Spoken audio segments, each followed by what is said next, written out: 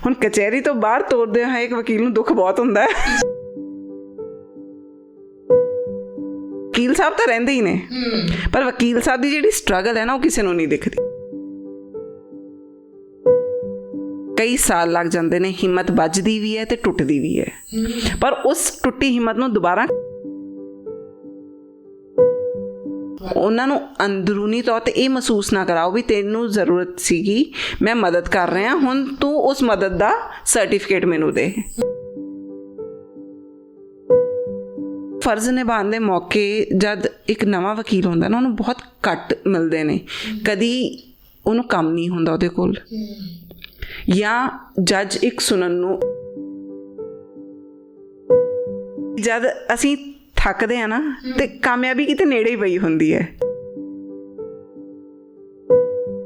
ਅਸੀਂ ਉਹਨਾਂ ਦੀ ਗਲਤੀਆਂ ਨੂੰ ਆਪਣੀ ਸਿੱਖਿਆ ਬਣਾ ਲਾਂਗੇ ਤੇ ਅਸੀਂ ਆਪਣੇ ਆਪ ਨੂੰ ਸਮੇਟ ਕੇ ਆਪਣਾ ਵਿਸ਼ਵਾਸ ਉਹਨਾਂ ਰਿਸ਼ਤਿਆਂ ਤੇ ਕਾਇਮ ਰੱਖ ਸਕਦੇ ਹਾਂ। ਵਕੀਲ ਸਮਾਜ ਦੀ ਬੁਰਾਈ ਦੀ ਡੂੰਘਾਈ 'ਚ ਬੈਠਾ ਹੁੰਦਾ ਹੈ। ਗੁਫ਼ਤਗੂ ਪ੍ਰੋਗਰਾਮ ਦੇਖ ਰਹੇ ਸਾਰੇ ਦਰਸ਼ਕਾਂ ਦਾ ਸਵਾਗਤ ਹੈ। ਦੋਸਤੋ, ਜਦੋਂ ਵੀ ਕੋਈ ਇਨਸਾਨ ਘੱਟ ਸਮੇਂ ਵਿੱਚ ਆਪਣੇ ਪ੍ਰੋਫੈਸ਼ਨ ਵਿੱਚ ਸਫਲਤਾ ਹਾਸਲ ਕਰਦਾ ਹੈ ਜਾਂ ਕਿਸੇ ਖਾਸ ਅਹੁਦੇ ਨੂੰ ਹਾਸਲ ਕਰਦਾ ਹੈ, ਤਾਂ ਹਰ ਇੱਕ ਦੇ ਜ਼ਿਹਨ ਦੇ ਵਿੱਚ ਇੱਕ ਸਵਾਲ ਜ਼ਰੂਰ ਉੱਠਦਾ ਹੈ ਕਿ ਆਖਿਰ ਇੰਨੇ ਘੱਟ ਸਮੇਂ ਵਿੱਚ ਸਫਲਤਾ ਕਿਵੇਂ ਹਾਸਲ ਕੀਤੀ ਜਾ ਸਕਦੀ ਹੈ। ਖਾਸ ਕਰਕੇ ਨੌਜਵਾਨਾਂ ਦੇ ਮਨ ਵਿੱਚ ਜੋ ਆਪਣੀ ਪ੍ਰੋਫੈਸ਼ਨ ਦੇ ਵਿੱਚ ਸਫਲਤਾ ਹਾਸਲ ਕਰਨਾ ਚਾਹੁੰਦੇ ਨੇ, ਆਪਣੀ ਮੰਜ਼ਿਲ ਪ੍ਰਾਪਤ ਕਰਨਾ ਚਾਹੁੰਦੇ ਨੇ। ਅੱਜ ਜਿਸ ਸ਼ਖਸੀਅਤ ਦੇ ਨਾਲ ਅਸੀਂ ਰੂਬਰੂ ਹੋਣ ਜਾ ਰਹੇ ਹਾਂ, ਉਹਨਾਂ ਨੇ ਵੀ ਘੱਟ ਸਮੇਂ ਦੇ ਵਿੱਚ, ਯਾਨੀ ਕਿ ਸਿਰਫ 3 ਸਾਲਾਂ ਤੋਂ ਬਾਅਦ ਵਕਾਲਤ ਦੇ ਨਾਲ ਜੁੜੇ ਹੋਏ ਨੇ। 3 ਸਾਲ ਹੋਏ ਨੇ ਹਜੇ ਵਕਾਲਤ ਦੇ ਨਾਲ ਜੁੜੇ ਹੋਏ, ਲੇਕਿਨ 3 ਸਾਲਾਂ ਤੋਂ ਬਾਅਦ ਉਹ ਬਾਰ ਐਸੋਸੀਏਸ਼ਨ ਦੇ ਜੁਆਇੰਟ ਸੈਕਟਰੀ ਬਣ ਚੁੱਕੇ ਨੇ। ਮੈਂ ਗੱਲ ਕਰ ਰਹੀ ਹਾਂ ਮੈਡਮ ਤਰਨਜੋਤ ਕੌਰ ਦੀ। ਉਹਨਾਂ ਦੇ ਨਾਲ ਬਹੁਤ ਸਾਰੇ ਮੁੱਦਿਆਂ ਦੇ ਉੱਤੇ ਬਹੁਤ ਸਾਰੀਆਂ ਗੱਲਾਂ ਕਰਾਂਗੇ, ਚਰਚਾ ਕਰਾਂਗੇ ਤੇ ਜਾਣਨ ਦੀ ਕੋਸ਼ਿਸ਼ ਕਰਾਂਗੇ। ਉਹਨਾਂ ਦੀ ਨਿੱਜੀ ਜ਼ਿੰਦਗੀ ਦੇ ਕੁਝ ਅਨੁਭਵਾਂ ਦੀ, ਕੁਝ ਪਹਿਲੂਆਂ ਤੇ ਨਜ਼ਰ ਮਾਰਾਂਗੇ। ਨਾਲ ਹੀ ਇਹ ਜਾਣਾਂਗੇ ਕਿ ਘੱਟ ਸਮੇਂ ਦੇ ਵਿੱਚ ਕਿਵੇਂ ਮਿਹਨਤ ਕਰਕੇ ਆਪਣੀ ਵੱਖਰੀ ਪਹਿਚਾਣ ਬਣਾਈ ਜਾ ਸਕਦੀ ਹੈ। ਮੈਡਮ, ਤੁਹਾਡਾ ਬਹੁਤ ਬਹੁਤ ਸਵਾਗਤ ਹੈ ਜੀ। Thank you ma'am, thank you. ਸਤਿ ਸ਼੍ਰੀ ਅਕਾਲ ਸਾਰੀ ਆਡੀਅנס ਨੂੰ ਜੀ। ਸਭ ਤੋਂ ਪਹਿਲਾਂ ਤਾਂ ਇਹੀ ਪੁੱਛਣਾ ਚਾਹਾਂਗੇ ਕਿ ਵਕਾਲਤ ਦਾ ਪੇਸ਼ਾ ਹੀ ਕਿਉਂ ਚੁਣਿਆ? ਮੈਂ ਵਕਾਲਤ ਬਾਏ ਚੋਇਸ ਨਹੀਂ ਸੀ ਕਦੀ ਵੀ ਕਰਨਾ ਚਾਹੁੰਦੀ। ਮੈਂ BCom ਕੀਤੀ ਹੋਈ ਹੈ। +2 ਤੋਂ ਬਾਅਦ ਜਦ ਇੱਕ ਕਰੀਅਰ ਦਾ ਐਸਾ ਸਟੇਜ ਹੁੰਦਾ ਵੀ ਤੁਸੀਂ ਕਰੀਅਰ ਚੂਜ਼ ਕਰਨਾ ਹੈ, ਤੇ ਮੇਰੇ ਪੇਰੈਂਟਸ ਨੇ ਉਦੋਂ ਮੈਨੂੰ ਕਰੀਅਰ ਕਾਉਂਸਲਿੰਗ ਵਾਸਤੇ ਲਿਜਾਇਆ ਗਿਆ, ਐਪਟੀਟਿਊਡ ਟੈਸਟ ਕੀਤੇ, ਸਭ ਕਰਵਾਇਆ। ਉਦੋਂ ਜਿਹੜੇ ਕਾਉਂਸਲਰ ਸੀਗੇ ਦੇ ਰეკਮੈਂਡਡ ਕਿ ਤੁਸੀਂ ਜਾਂ ਤਾਂ ਲਾਅ ਕਰੋ ਜਾਂ ਤੁਸੀਂ ਆਰਕੀਟੈਕਚਰ ਕਰੋ, ਇਹਨਾਂ ਸਟਰੀਮਸ 'ਚ ਤੁਸੀਂ ਵਧੀਆ ਕਰੋਗੇ। ਐਜ਼ ਯੂਜੂਅਲ ਪੇਰੈਂਟਸ ਹਰ ਆਪਣੇ ਬੱਚੇ ਵਾਸਤੇ ਵਧੀਆ ਚਾਹੁੰਦੇ ਨੇ। ਉਹਨਾਂ ਨੇ ਗਾਈਡ ਕੀਤਾ ਵੀ ਓਕੇ ਚਲੋ ਲਾਅ ਦੇਖ ਲਾ ਤੂੰ, ਵੀ law is a good option for you, ਉਹ ਕਰਨੀ ਚਾਹੀ। ਤੇ ਸੋਚਿਆ ਵੀ ਚਲੋ BCom ਪਹਿਲਾਂ ਕਰ ਲਿੱਤੀ ਜਾਵੇ, ਉਸ ਤੋਂ ਬਾਅਦ ਅੱਗੇ ਲਾਅ ਦਾ ਸੋਚਾਂਗੇ। BCom ਦੇ ਵਿੱਚ ਆਏ ਤੇ BCom 'ਚ ਆ ਕੇ ਮਨ ਬਦਲ ਗਿਆ, ਟੋਟਲੀ ਬਦਲ ਗਿਆ। ਅੱਛਾ। ਮੈਨੂੰ ਹੋ ਗਿਆ ਵੀ ਇੱਕ ਤਾਂ ਮੈਂ ਸੋਸ਼ਲ ਵਰਕ ਕਰਨਾ ਹੈ, ਪਲੱਸ ਮੈਂ ਚਾਹੁੰਦੀ ਸੀ ਵੀ ਮੈਂ ਖੁਦ ਦਾ ਕੋਈ ਕੰਮ ਕਰਾਂ, ਐਂਟਰਪ੍ਰੀਨਿਓਰਸ਼ਿਪ ਕਰਾਂ, ਕੋਈ ਇਵੈਂਟ ਆਰਗੇਨਾਈਜ਼ਰ ਬਣਾ ਜਾਂ ਕੁਛ ਵੀ ਇੱਦਾਂ ਦਾ ਕਰਾਂ, ਕੁਛ ਕ੍ਰੀਏਟਿਵ ਕਰਾਂ। ਲਾਅ ਤੋਂ ਟੋਟਲੀ ਮਨ ਦੂਰ ਹੋ ਗਿਆ ਸੀਗਾ। ਗ੍ਰੈਜੂਅਲੀ ਜਦ BCom ਕਰ ਰਹੀ ਸੀ, ਉਦੋਂ ਹੌਲੀ ਹੌਲੀ ਕਰਕੇ ਓਪੋਰਚੁਨਿਟੀਜ਼ ਆਉਂਦੀਆਂ ਗਈਆਂ, ਜਿਹਦੇ ਵਿੱਚ ਆਪਣੇ ਆਪ ਨੂੰ ਖੁਦ ਨੂੰ ਐਕਸਪਲੋਰ ਕੀਤਾ। ਮੈਂ ਖੁਦ ਨੂੰ ਐਕਸਪਲੋਰ ਕਰਕੇ ਉਸ ਤੋਂ ਬਾਅਦ ਦੇਖਣਾ ਚਾਹਿਆ ਵੀ ਕੀ ਕੀਤਾ ਜਾਵੇ ਹੋਰ। ਅਤੇ ਕਰਦੇ ਕਰਾਂਦੇ ਹੌਲੀ ਹੌਲੀ BCom ਕੰਪਲੀਟ ਹੋ ਗਈ। ਲਾਅ ਦੇ ਐਂਟਰੈਂਸ ਟੈਸਟ ਆਏ, ਘਰਦੇ ਕਹਿੰਦੇ ਵੀ ਹੁਣ ਤਾਂ ਤੁਸੀਂ ਲਾਅ ਕਰਨੀ ਹੈ ਜੀ। ਮੈਂ ਘਰਦਿਆਂ ਨੂੰ ਕਿਹਾ ਵੀ ਨਹੀਂ, ਹਜੇ ਲਾਅ ਨਹੀਂ ਕਰਨਾ ਚਾਹੁੰਦੀ, ਮੈਂ ਕੁਛ ਹੋਰ ਕਰਨਾ। ਕਹਿੰਦੇ ਕੀ ਕਰਨਾ ਹੈ? ਮੈਂ ਇਵੈਂਟ ਮੈਨੇਜਮੈਂਟ ਕਰਦੀ ਹਾਂ, ਨਹੀਂ ਤਾਂ ਐਂਟਰਪ੍ਰੀਨਿਓਰਸ਼ਿਪ ਦਾ ਕੋਰਸ ਮੈਂ ਸਾਈਡ ਬਾਏ ਸਾਈਡ ਕਰ ਰਹੀ ਸੀਗੀ, ਕੋਈ ਬਿਜ਼ਨਸ ਕਰਦੀ ਹਾਂ। ਘਰਦੇ ਕਹਿੰਦੇ ਨਹੀਂ, ਬਿਜ਼ਨਸ ਨਹੀਂ, ਵੀ ਕੁੜੀਆਂ ਨੂੰ ਇੱਕ ਪ੍ਰੋਪਰ ਕੁਆਲੀਫਿਕੇਸ਼ਨ, ਪੜ੍ਹੀਆਂ ਲਿਖੀਆਂ ਹੋਣ, ਈਜ਼ੀ ਰਹਿੰਦਾ ਹੈ। ਮੇਰੇ ਘਰਦਿਆਂ ਦਾ ਹਮੇਸ਼ਾ ਸੀਗਾ ਵੀ ਕੁੜੀ ਸਾਡੀ ਇੰਡੀਪੈਂਡੈਂਟ ਅਤੇ ਸਟਰੋਂਗ ਰਹੇ, ਪੜ੍ਹਾਈ ਹੱਥ 'ਚ ਹੋਵੇ, ਕੱਲ੍ਹ ਨੂੰ ਕਿਸੇ ਵੀ ਤਰੀਕੇ ਦੀ ਜ਼ਰੂਰਤ ਪਵੇ ਲਾਈਫ 'ਚ ਆਪਣਾ ਗੁਜ਼ਾਰਾ ਕਰ ਸਕੋ ਤੁਸੀਂ ਅੱਛਾ ਜ਼ਿੰਦਗੀ ਦੇ ਵਿੱਚ। ਕਰਾ ਕੇ ਚਲੋ ਘਰਦਿਆਂ ਨੇ ਜ਼ਬਰਦਸਤੀ ਐਂਟਰੈਂਸ ਦਾ ਫਾਰਮ ਫਿਲ ਕਰਵਾਇਆ। ਪੰਜਾਬ ਯੂਨੀਵਰਸਿਟੀ ਦਾ ਐਂਟਰੈਂਸ ਟੈਸਟ ਸੀਗਾ। ਉਹ ਕਹਿੰਦੇ ਨੇ ਵੀ ਘਰਦਿਆਂ ਦੇ ਅੱਗੇ ਝੁਕਣਾ ਪੈਂਦਾ, ਵੀ ਘਰ ਦੇ ਕੋਸ਼ਿਸ਼ ਕਰ ਰਹੇ ਤੁਹਾਨੂੰ ਅੱਗੇ ਕਰਨ ਦੀ। ਮੈਂ ਐਂਟਰੈਂਸ ਟੈਸਟ ਦਿੱਤਾ, ਹਾਲਾਂਕਿ ਬਿਲਕੁਲ ਓਨੈਸਟਲੀ ਦੱਸਾਂ, ਅੱਜ ਮੇਰੇ ਘਰਦਿਆਂ ਨੂੰ ਪਹਿਲੀ ਵਾਰੀ ਪਤਾ ਚੱਲਿਆ ਕਿ ਵੀ ਟੈਸਟ ਮੈਂ ਬਿਲਕੁਲ ਮੰਨਣਾ ਨਹੀਂ ਸੀ ਦਿੱਤਾ, ਅਤੇ ਮੇਰਾ ਕੋਈ ਇਰਾਦਾ ਨਹੀਂ ਸੀ ਮੈਂ ਉਸ ਟੈਸਟ ਦੇ ਵਿੱਚ ਸਿਲੈਕਟ ਹੋਵਾਂ। ਰਿਜ਼ਲਟਸ ਆਏ ਟੈਸਟ ਦੇ, ਇਟ ਵਾਜ਼ ਆਲ ਆਊਟ। ਫਿਰ ਘਰਦਿਆਂ ਨੇ ਪੰਜਾਬ ਦੇ ਵਿੱਚ ਐਂਟਰੈਂਸ ਐਗਜ਼ਾਮੀਨੇਸ਼ਨ ਸੀਗੇ ਉਹ ਕਰਵਾਏ। ਚਲੋ ਫੋਰਚੂਨੇਟਲੀ ਕਰਦੇ ਕਰਾਂਦੇ ਗੁਰੂ ਨਾਨਕ ਦੇਵ ਯੂਨੀਵਰਸਿਟੀ ਦੇ under Khalsa College of Law 'ਚ ਐਡਮਿਸ਼ਨ ਲੈ ਲਈ। ਉਹ ਵੀ ਜ਼ਬਰਦਸਤੀ ਹੋ ਗਈ ਵੀ ਨਹੀਂ you have to do law. So ਉੱਥੇ ਆ ਗਿਆ ਵੀ ਲਾਅ ਕਰਨੀ ਹੀ ਪੈਣੀ ਹੈ ਹੁਣ ਤਾਂ, ਆਪਸ਼ਨ ਨਹੀਂ ਹੈ ਕੋਈ ਵੀ। ਹੁਣ ਘਰਦਿਆਂ ਨੇ ਅਪੋਰਚੁਨਿਟੀ ਦੇ ਦਿੱਤੀ ਹੈ ਵੀ ਤੁਹਾਡੀ ਐਡਮਿਸ਼ਨ ਹੋ ਗਈ ਹੈ, now you have to do it. ਫਿਰ ਉਦੋਂ ਤੋਂ ਆਪਣਾ ਮਨ ਹੌਲੀ ਹੌਲੀ ਬਣਾਉਣਾ ਸ਼ੁਰੂ ਕੀਤਾ ਵੀ ਯੈਸ ਹੁਣ ਕਰਨੀ ਹੈ। ਅਤੇ ਜਦ ਸਟੱਡੀ ਕਰਨੀ ਸ਼ੁਰੂ ਕੀਤੀ ਉਦੋਂ ਹੌਲੀ ਹੌਲੀ ਪਤਾ ਚੱਲਿਆ ਵੀ this is also very creative. ਤੁਸੀਂ ਸੋਸ਼ਲ ਵਰਕ ਵੀ ਕਰ ਸਕਦੇ ਹੋ। ਤੁਹਾਡੀ ਥੋਟ ਪ੍ਰੋਸੈਸ ਵੀ ਬਹੁਤ ਕਲੀਅਰ ਹੋਣੀ ਚਾਹੀਦੀ ਹੈ। ਤੁਹਾਡੀ ਥੋਟ ਪ੍ਰੋਸੈਸ ਅੱਛੀ ਹੋਣੀ ਚਾਹੀਦੀ ਹੈ ਇੱਕ ਲਾਇਰ ਹੋਣ ਵਾਸਤੇ। You need to understand everything. ਤੁਹਾਨੂੰ ਇੱਕ ਇੱਕ ਕੰਸੈਪਟ ਅੱਛੀ ਤਰ੍ਹਾਂ ਸਮਝ ਆਉਣਾ ਚਾਹੀਦਾ, ਸਮਾਜ ਦਾ ਇੱਕ ਇੱਕ ਪਹਿਲੂ ਸਮਝ ਆਉਣਾ ਚਾਹੀਦਾ ਹੈ। ਲਾਅ ਸਿਰਫ ਕ੍ਰਾਈਮਸ ਜਾਂ ਡਿਸਪਿਊਟਸ ਤੱਕ ਰਿਲੇਟਡ ਨਹੀਂ ਹੈਗਾ ਸਾਡਾ, ਉਹ ਪੂਰਾ ਇੰਪੈਕਟ ਸੋਸਾਇਟੀ ਕਿਵੇਂ ਚੱਲ ਰਹੀ ਹੈ ਉਸ ਇੰਪੈਕਟ ਦੇ ਨਾਲ ਲਾਅ ਨੂੰ ਆਪਾਂ ਯੂਟੀਲਾਈਜ਼ ਕਰਨਾ ਹੈ। ਸੋ ਉੱਥੇ ਜਾ ਕੇ ਫਿਰ ਲਾਅ ਇਵੈਂਚੁਅਲੀ ਸਟੱਡੀ ਕਰ ਲਈ। Then law I completed my law in 2017। एक साल मैं अपने थोड़ी फैमिली रीजनस करके नहीं कोर्ट ज्वाइन की। मैं लाइसेंस भी नहीं से अप्लाई किया। I was practising taxation with my father for 1 year. ਉਸ ਤੋਂ ਬਾਅਦ ਇੱਕ ਇੰਪੋਰਟੈਂਟ ਕੁਐਸਚਨ ਆ ਜਾਂਦਾ ਹੈ ਸਾਡੀ ਲਾਈਫ ਦੇ ਵਿੱਚ ਵੀ ਲਾਅ ਕਰ ਲਈ, ਇੱਕ ਕੁੜੀ ਹੈ ਕਿੰਨੀ ਕੁ ਸੇਫ ਹੈ ਲਾਅ। ਬਿਲਕੁਲ ਇਹ ਕੁਐਸਚਨ ਮੇਰੇ ਵੀ ਕਿੱਥੇ ਜਾ ਕੇ ਕਚਹਿਰੀ ਦੇ ਵਿੱਚ ਹੁਣ ਸਾਡੀ ਕੁੜੀ ਧੱਕੇ ਖਾਏਗੀ। ਬਿਲਕੁਲ। ਤੇ ਮੇਰੇ ਪੇਰੈਂਟਸ ਨੂੰ ਸਿਰਫ ਇੱਕ ਟੈਨਸ਼ਨ ਸੀ ਵੀ ਕੋਰਟ ਤਾਂ ਬੱਚੇ ਨੇ ਜਾਣਾ ਹੀ ਹੈ, ਵੀ ਸਾਨੂੰ ਇੱਕ ਗੁਰੂ ਅੱਛਾ ਮਿਲ ਜਾਏ ਸਾਡੀ ਬੇਟੀ ਵਾਸਤੇ ਤਾਂ ਕਿ ਇਹ ਸਿੱਖੇ, ਅੱਛਾ ਕੰਮ ਕਰੇ ਤੇ ਸੇਫ ਰਵੇ। ਉਹ ਇੱਕ ਡਰ ਸੀਗਾ। ਸੋ ਉਹ ਇੱਕ ਗੁਰੂ ਦੀ ਖੋਜ ਦੇ ਵਿੱਚ ਕਹਿ ਲਓ ਵੀ 1 ਸਾਲ ਮੇਰਾ ਲੰਘ ਗਿਆ। ਅਤੇ but thankfully with God's grace ਜਦ ਜੁਆਇਨ ਕਰਨ ਦਾ ਸੋਚਿਆ ਉਦੋਂ ਬਹੁਤ ਅੱਛੇ ਗੁਰੂ ਮਿਲੇ ਮੈਨੂੰ। ਅਤੇ ਮੈਨੂੰ 2 ਗੁਰੂ ਮਿਲੇ, ਦੋਨੋਂ ਬਹੁਤ ਅੱਛੇ। ਐਂਡ ਅੱਜ ਉਹਨਾਂ ਦੀ ਗਾਈਡੈਂਸ 'ਤੇ ਸਿੱਖਿਆ ਹੈ ਵੀ ਮੈਂ ਆਪਣੀ ਲਾਅ ਦੇ ਵਿੱਚ ਐਜ਼ ਅ ਲਾਇਰ ਅੱਛਾ ਪ੍ਰੈਕਟਿਸ ਕਰ ਰਹੀ ਹਾਂ। ਅੱਛਾ ਮੈਮ ਇਹ ਦੱਸੋ ਕਿ 3 ਸਾਲ ਹੋ ਗਏ ਤੁਹਾਨੂੰ ਇਸ ਪ੍ਰੋਫੈਸ਼ਨ ਦੇ ਨਾਲ ਜੁੜੇ ਹੋਏ। ਇਸ ਪ੍ਰੋਫੈਸ਼ਨ ਵਿੱਚ ਆਉਣ ਤੋਂ ਪਹਿਲਾਂ ਜੋ ਸੋਚਿਆ ਸੀ ਕਿ ਮੈਂ ਵਕੀਲ ਬਣਾਂਗੀ, ਇੱਦਾਂ ਦਾ ਪ੍ਰੋਫੈਸ਼ਨ ਹੋਏਗਾ, ਅਤੇ ਅਸਲ ਵਿੱਚ ਜੋ ਤੁਸੀਂ ਮਹਿਸੂਸ ਕਰ ਰਹੇ ਹੋ ਕਿ ਸੇਮ ਹੈ ਜਾਂ ਫ਼ਰਕ ਮਹਿਸੂਸ ਕਰਦੇ ਹੋ ਕਿ ਸੋਚਿਆ ਕੁਛ ਹੋਰ ਸੀ, ਪ੍ਰੋਫੈਸ਼ਨ ਕੁਝ ਹੋਰ ਹੈ? ਦੇਖੋ ਸੋਚਿਆ ਤਾਂ ਬਹੁਤ ਕੁਝ ਸੀਗਾ ਵੀ ਆਉਂਦਿਆਂ ਸਾਰ ਬਹੁਤ ਵੱਡਾ ਚੈਂਬਰ ਬਣਾਵਾਂਗੇ, ਵੱਡਾ ਸਾਰਾ ਆਫਿਸ ਖੋਲਾਂਗੇ, ਅੱਛੀ ਕਲਾਇੰਟੇਜ ਹੋ ਜਾਏਗੀ, ਵੀ ਨੌਲੇਜ ਹੈਗੀ ਹੈ, ਕੇਸ ਜਿੱਤ ਕੇ ਲਾਈਨਾਂ ਲਗਾ ਦਾਂਗੇ। ਬਟ ਪ੍ਰੈਕਟੀਕਲੀ ਲਾਅ ਕਰਨ ਤੋਂ ਬਾਅਦ ਇੱਕ ਲਾਇਰ ਜਦ ਫੀਲਡ 'ਚ ਉਤਰਦਾ ਹੈ ਲਾਇਰ ਬਣ ਕੇ, ਦੇਖੋ ਲਾਅ ਕਰਨ ਤੱਕ ਤੁਸੀਂ ਲਾਅ ਸਟੂਡੈਂਟ ਹੋ, ਜਦ ਲਾਅ ਕਰਕੇ ਤੁਸੀਂ ਪ੍ਰੈਕਟੀਕਲੀ ਫੀਲਡ 'ਚ ਆਉਂਦੇ ਹੋ ਅਤੇ ਉਹਨੂੰ ਪ੍ਰੈਕਟਿਸ ਕਰਨਾ ਸ਼ੁਰੂ ਕਰਦੇ ਹੋ ਆਫਟਰ ਯੋਰ ਲਾਇਸੈਂਸ, ਲਾਈਫ ਟੋਟਲੀ ਡਿਫਰੈਂਟ ਹੈ। ਉਹ ਚੰਦ ਤਾਰੇ ਜਿਹੜੇ ਤੁਹਾਨੂੰ ਦੁਨੀਆ ਦਿਖਾਉਂਦੀ ਹੈ ਨਾ ਵੀ ਵਕੀਲ ਸਾਹਿਬ ਉਹ ਖੋ ਜਾਂਦੇ ਨੇ ਥੋੜ੍ਹੀ ਦੇਰ ਬਾਅਦ, ਕਿਉਂਕਿ ਵਕੀਲ ਸਾਹਿਬ ਤਾਂ ਰਹਿੰਦੇ ਹੀ ਨੇ, ਪਰ ਵਕੀਲ ਸਾਹਿਬ ਦੀ ਜਿਹੜੀ ਸਟਰਗਲ ਹੈ ਨਾ ਉਹ ਕਿਸੇ ਨੂੰ ਨਹੀਂ ਦਿਖਦੀ। ਬਿਲਕੁਲ। ਕਿਸੇ ਵੀ ਫੀਲਡ 'ਚ ਤੁਸੀਂ ਡਾਕਟਰ ਹੈ, ਇੱਕ ਡਾਕਟਰ ਨੇ ਆਪਣੀ ਡਿਗਰੀ ਕੰਪਲੀਟ ਕੀਤੀ, ਉਹ ਕਿਸੇ ਨਰਸਿੰਗ ਹੋਮ 'ਚ ਲੱਗ ਜਾਏਗਾ ਜਾਂ ਆਪਣਾ ਕਲੀਨਿਕ ਖੋਲ੍ਹ ਕੇ ਬੈਠ ਜਾਏਗਾ, ਉਹਦੀ ਇਨਕਮ ਸਟਾਰਟ ਹੋ ਜਾਏਗੀ ਵੀ ਪੀਪਲ ਨੋ ਕਿ ਇਹ ਡਾਕਟਰ ਹੈ, ਡਨ ਡੀਲ। ਇੱਕ ਲਾਇਰ ਜਦ ਲਾਅ ਕਰਦਾ ਹੈ, ਲਾਅ ਕਰਕੇ ਉਹ ਨਿਕਲਿਆ, ਲਾਅ 'ਚ ਜੋ ਅਸੀਂ ਪੜ੍ਹੀਦਾ ਦੈਟ ਇਜ਼ ਬੁਕਿਸ਼ ਨੌਲੇਜ ਵਿਚ ਵੀ ਗੇਨ, ਪਰ ਪ੍ਰੈਕਟੀਕਲੀ ਲਾਅ ਨੂੰ ਇੰਪਲੀਮੈਂਟ ਕਿਵੇਂ ਕਰਨਾ ਹੈ ਜਾਂ ਲਾਅ ਨੂੰ ਯੂਜ਼ ਕਿਵੇਂ ਕਰਨਾ ਹੈ ਕਿਸੇ ਦੇ ਬੈਨੀਫਿਟ ਵਾਸਤੇ, ਉਹ ਤੁਸੀਂ ਫੀਲਡ 'ਚ ਆ ਕੇ ਸਿੱਖਦੇ ਹੋ ਅਤੇ ਉਹ ਸਿੱਖਣ ਨੂੰ ਤੁਹਾਨੂੰ ਕਈ ਸਾਲ ਲੱਗ ਜਾਂਦੇ ਨੇ। ਕੋਰਟ 'ਚ ਇੱਕ ਜੱਜ ਦੇ ਸਾਹਮਣੇ ਪੇਸ਼ ਹੋਣਾ ਹੀ ਆਪਣੇ ਆਪ ਵਿੱਚ ਇੱਕ ਬਹੁਤ ਵੱਡਾ ਚੈਲੰਜ ਰਹਿੰਦਾ ਹੈ।